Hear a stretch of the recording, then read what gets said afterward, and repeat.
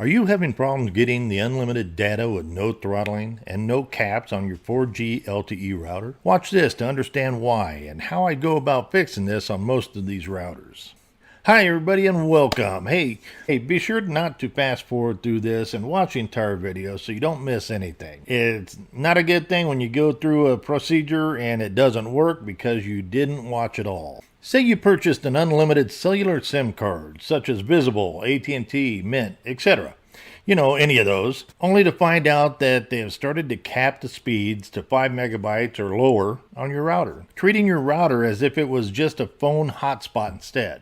Okay, for this purpose, let's go ahead and take the Netgear Nighthawk M1 and repair its IMEI. Oh yeah, which is on sale right now at the lowest price I've seen in a long time. Actually, I think it's the lowest price I've ever seen. But I'll put the link in the description to that sale. So I don't know how long it's going to last, and I think they only said they had like a few left. So check in description for that. Okay, disclaimer. Okay, before I continue, I have to say this is for educational purposes only, and any actions taken by a viewer of this or any of our videos without checking with the laws within their location of the world are solely responsible for that action. Sorry, had to say it. Why do most all SIMs work okay for a while? Then they get limited or canceled. Well, you know why they get canceled. It's because the suppliers are changing day to day and finding more ways to find out how you are using their services. Not in their phone, but in a router to run all your streaming, gaming, household needs, using 400 to 500 gigabytes a month. In some cases, well into the terabytes of data every month. And all that for only 25 to 30 bucks a month. Yeah, they're going to be looking. The phone companies are looking for ways every day to detect who is abusing their services and how one way has been kind of blinding them for years. Basically, you need your router to look and act as if it was a phone or a tablet. The one big way they do it is they will look at your IMEI number, which tells them what type of device the SIM is installed on. And if it doesn't match the number given and the type of device that the IMEI says it is, now it may work for a while until they run a sweep and they'll start shutting you down. Find out how others have been getting all the data and speeds you're missing. Hey, and I will explain a few very important things on how to get the SIM card you've always wanted. You know, the one that works the best. So stay tuned for that. Now, there are softwares for repairing locked phones, routers, and such that you will need for many types of routers. Now, first, you can download this software free of charge, just to find out if it covers your particular device, or visit their website for more information on that.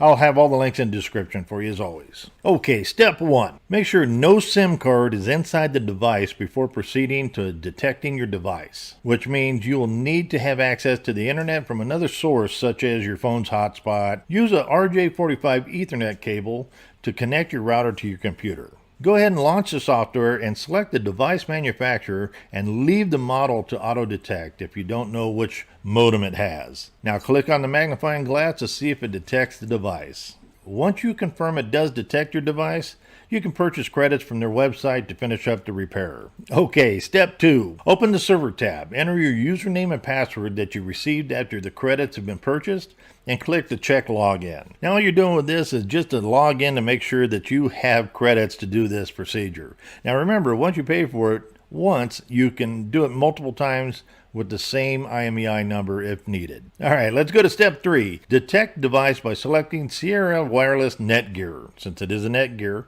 from the manufacturer's drop-down menu.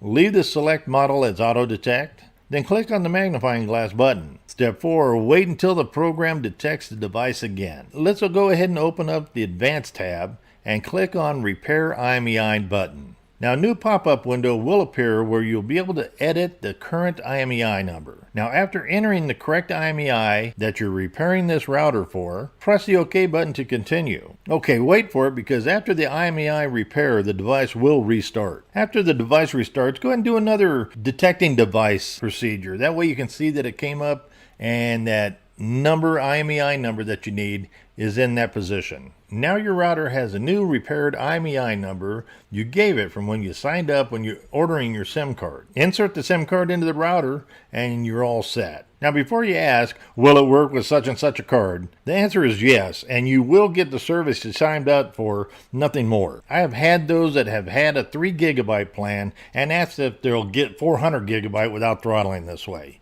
The short answer is no, you will not. You need to be able to purchase the right plan for the router if you want a whole home internet. Now, getting the right plan is the key to getting the service you want.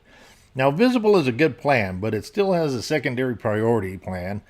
So yes, it will not look like a hotspot any longer, but you are still only going to get the same speeds as your phone, maybe a little bit better with better antennas and so forth. Now the plan I suggest is the AT&T postpaid iPad plan.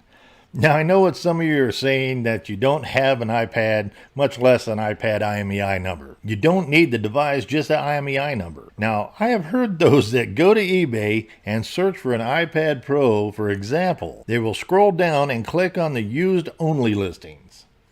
Then they look through and find one that may have an image of an IMEI number, well, kind of like this. The reason they use this method is it's a verified to be a good number instead of a randomly generated one, which you can find if you maybe search Google for IMEI generator online.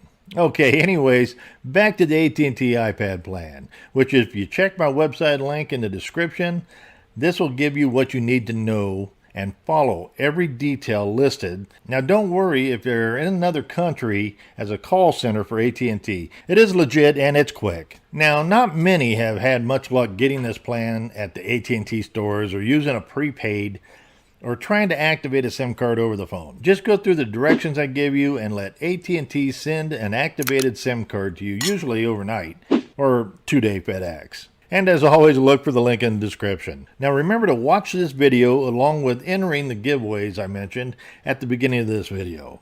Now have fun and long live lots of data. We'll see you on the next one.